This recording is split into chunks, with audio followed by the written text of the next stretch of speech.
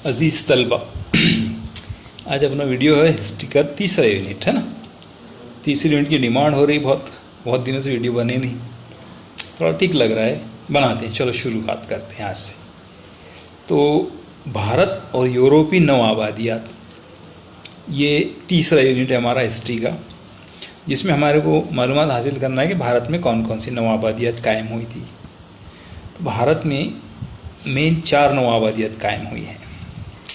पहली है पुर्तगाली नवाबादियात, दूसरी है बरतानवी नवाबादियात, तीसरी है डच या विलंदेजी भी बोलते हैं उनको, और चौथी है फ्रेंच या फ्रांसीसी नवाबादियात। सबसे पहले पुर्तगाली नवाबादियात के बारे में मालूमात हासिल करते हैं कि पुर्तगाली मल्लाह वास्को डी गामा 1498 में कालीकट की बंदरगाह पर पहुंचा। पुर्तगालियों ने अरब बहरिए को शिकस्त देकर भारत की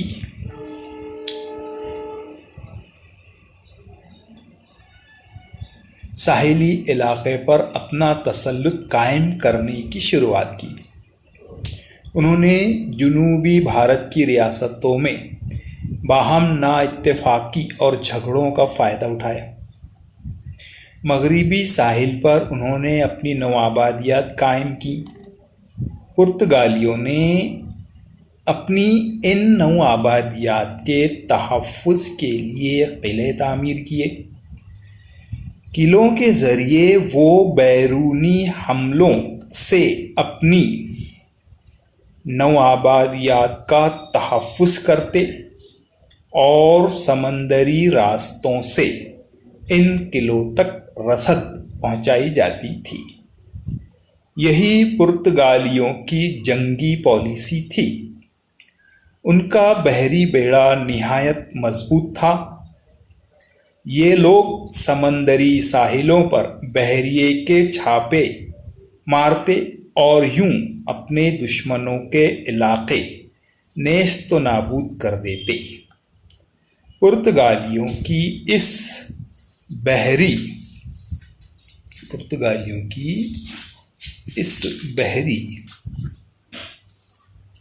कुव्वत का मुकाबला करना भारत के मकामी हुक्मरानों के लिए मुमकिन न था। आगे चलकर बहरे हिंद पर भी पुर्तगालियों का तसल्लुत कायम हो जाने के बाद जब कभी भारतीय राजाओं को बहरे हिंद में अपने जहाज़ भेजने होते तो उन्हें पुर्तगालियों से इजाज़त हासिल करनी होती थी। इजाज़त के बग़ैर समंदरी सफ़र करने पर पुर्तगाली उन जहाज़ों को ज़ब्त कर लेते या फिर उन्हें समंदर में डुबो देते। पुर्तगालियों का बहरी बेड़ा इतना मजबूत और ताकतवर था कि मुग़ल, आदिल शाह और कुतुब शाही जैसे ताकतवर हुक्मरानों के लिए भी अपने जहाज़ों को समंदरों में भेजने के लिए पुर्तगालियों से इजाज़त हासिल करना ज़रूरी होता था। 1608 ईस्वी तक भारत के मगरिबी साहिल पर देव, दमन, चौल, Goa,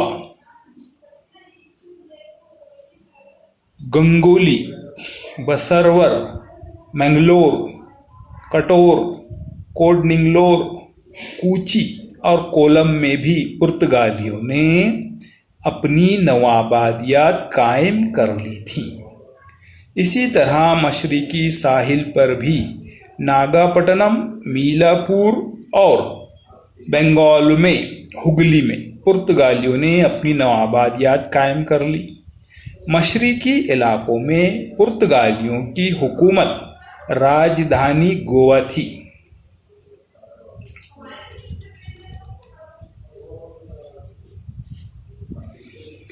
cap of good hope से मशरिक में चीन के मकाऊ तक पुर्तगालियों ने जो नवाबादियात कायम की थी, उन तमाम को मिलाकर मजमूई तौर पर ये सब भारतीय हुकूमत में शामिल थे। इस हुकूमत पर पुर्तगाल के राजा के ज़रिए नामज़द करदा अफसर आला मुकर्रर किया जाता था। ये नामज़दगी 3 साल के लिए होती थी। अफसर आला की मदद के लिए मशावरती मजलिस तश्कील दी जाती थी। इस मजलिस में गोवा के अर्स बिशप, जिसे मजहबी रहनुमा, शांसेलर, मुंसिफ या जज, वेद्रो फर्जेंड, अफसर बराए मालियात और गोवा का कप्तान शामिल होते थे। उनके साथ साथ विरासती या नस्ली रिवायात के तहत कुछ उमरा को भी शामिल किया जाता था।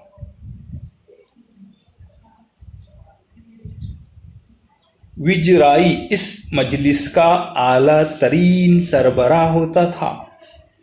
17वीं सदी के निस्फ अव्वल में हर साल पुर्तगाल से तकरीबन 5 जहाज़ भारत आते थे। उन जहाज़ों पर तोपें नस्ब होती थीं। पुर्तगाली दमन, वसई और गोवा के मकामात पर जहाज़ साजी का काम अंजाम देते थे। जहाज़ साजी के लिए दरकार सागवान की बेहतरीन और पायदार लकड़ी यहाँ दस्तयाब थी। पुर्तगालियों के बहरी बेड़े में पुर्तगाली फौजी भारत भेजे जाते थे। 17वीं सदी में बहरे हिंद में होने वाली समंदरी लड़ाइयों में डच और अंग्रेज़ों ने पुर्तगालियों को शिकस्त दी। उस ज़माने में शिवाजी महाराज को छोड़ दें तो दूसरे भारतीय हुक्मरानों के पास बहरी बेड़े नहीं थे। यही वजह थी कि भारतीय हुक्मरानों के लिए पुर्तगालियों का मुकाबला करना बहुत मुश्किल था। पुर्तगालियों ने अपने ज़ेरे इख्तियार इलाक़ों में ईसाई मज़हब की इबादत गाहें तामीर करने और मरम्मत करने की शुरुआत कर दी। उन्होंने दीगर मज़ाहिब के लोगों के लिए मजहबी त्यौहार मनाने या शादी की तक़रीबात मुनक़्क़िद करने पर पाबंदी आयद कर दी। मकामी ज़बानों को भी दबा दिया गया। पुर्तगालियों ने मज़हब तब्दील करने वालों को मुलाज़मत देने की शुरुआत कर दी।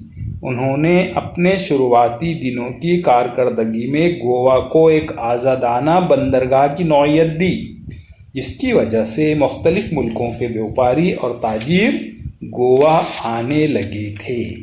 इस तरह से पहली नवाबादियात जो भारत में कायम हुई थी वो पुर्तगाली नवाबादियात थी। उसके बारे में आपको मैं मुकम्मल मालूमात दे चुका हूँ।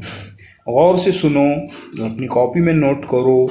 पूरी मालूमात दी गई है, जनरल नॉलेज पूरी पुर्तगालियों के ताल्लुक़ से इसमें दी गई है। जैसे कि पुर्तगाली तिजारत कालीकट के राजा ज़मोरन ने वास्को डी गामा के हाथों पर पुर्तगालों के राजा के लिए भेजे गए ख़त में लिखा है, हमारी रियासतदार चीनी, लौंग, सौंठ, काली मिर्च और जवाहर से माला माल है और हमारी ख्वाहिश है कि हम आपसे सोना, चांदी और मूंगे जैसी अशिया हासिल करें। कालीकट और कंवर से जाने वाला माल वास्को डी गामा ने पुर्तगाल में फ़रोख्त किया और इस माल से उसने पुर्तगाल से भारत और भारत से पुर्तगाल वापसी के सफ़र के अखराजात से 60 गुना ज़्यादा कीमत वसूल की। यानी इस तरह से नवाबादियात भारत को लूट दिए करती थी। कारताज एक दस्तावेज़ थी जो आमतौर पर जहाज़ का नाम, अमीर बहरिया या जहाज़ के अफसर आला का नाम, जहाज़ कहाँ से आया और कहाँ जाएगा, जहाज़ की हिफाजत के लिए असलहा वगैरह की तफसील उसमें दर्ज होती थी। जो इजाज़तनामा लिया जाता था ना बहरी जहाज़ों को समंदर में भेजने का, पुर्तगालियों से इजाज़त लेनी पड़ती थी, तो उसके अंदर ये सारी चीज़ों की मालूमात दी जाती थी। उसको कारताज कहा जाता था।